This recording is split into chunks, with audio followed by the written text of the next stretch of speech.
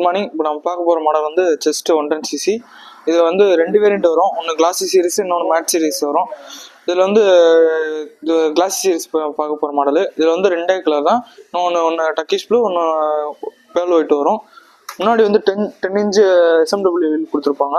அடுத்து முன்னாடி telescopic suspension கொடுத்துருப்பாங்க. அதே இதில் உங்களுக்கு எஸ்பிடி பிரேக்கிங் சிஸ்டம் கொடுத்துருப்பாங்க. எஸ்பிடினா சிங்க்ரனைஸ் பிரேக்கிங் சிஸ்டம். நீங்கள் at a time single brake பிடிச்சிங்கனாலும் உங்களுக்கு ஃப்ரண்ட் பிரேக்கும் அப்ளை ஆகும். உங்களுக்கு முன்னாடி வந்து டிஆர்எல் கேலஜன் லைட்லாம் கொடுத்துருப்பாங்க. நீங்கள் வண்டி ஸ்டார்ட் பண்ணிங்கனாலும் உங்களுக்கு எரிஞ்சிட்டே தான் இருக்கும். உங்களுக்கு நைட் நேரத்தில் அதிக பிரைட்னஸ் தரும். முன்னாடி வந்து அனலாக் ஸ்பீடாமீட்டர் கொடுத்துருப்பாங்க.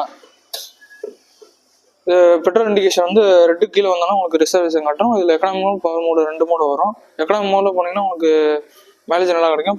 பவர் மோடில் போனீங்கன்னா உங்களுக்கு பிக்கப் நல்லா கிடைக்கும். இதுலேயே உங்களுக்கு சைட் ஸ்டாண்ட் இண்டிகேட்டர் வந்துடும்.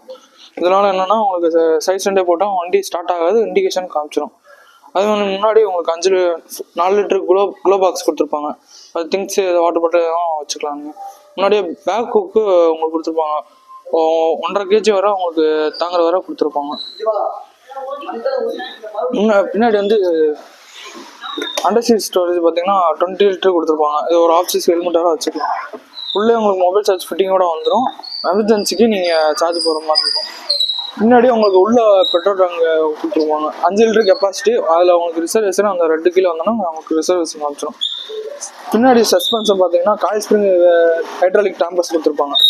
இதனால் பின்னாடி உட்காந்தவங்களுக்கு சஸ்பென்ஷன் ஃப்ரீயாக இருக்கும். கிரவுண்ட் கிளியரன்ஸ் பார்த்தீங்கன்னா உங்களுக்கு 150 mm கொடுத்துருக்காங்க. போய் அண்டர் பாடி எதுவும் தட்டாத மாதிரி உங்களுக்கு கொடுத்துருப்பாங்க.